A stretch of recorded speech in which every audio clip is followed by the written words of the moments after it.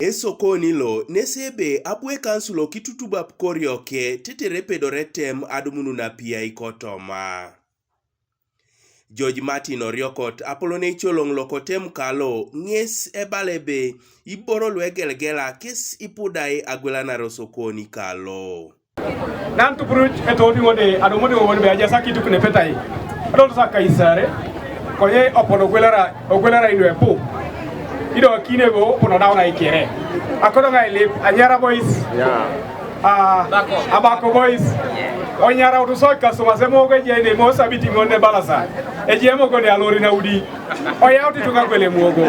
Abukele pitunga aigange sokoni lo tetere gogongori. Anua ngunu akodo ngai lip oni kere bonebe.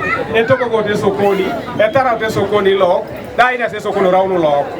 Paul engolo e kansila loko itela dakun nges inerti nges dakanu e sokoni kalo. Kodo ngeshalam kino kera no bulero sokoni abara ngobe Enyaritai abong tubobo abala sangini ijasi boni kera na peda bokano dede porose no aja sabolia show no esiala eti tunga Apuko sokoni lo.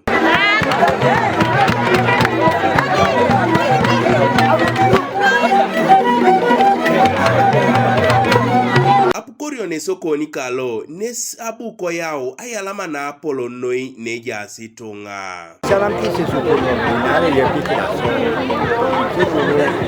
ngara kitu nitetu wana mwaka so twende ni yero pega bina mana ni dumika ku iketa no situnga idogo bonge sokono round were ne jo lwaka sokede sokoni noi rogo de lwana mugo de lwana de pingo joko na redo bere ko ne yapi ne lwaka de sokede sokoni sabe pingo joko no Kanuka TV East Patrick Eteu kwa Muria.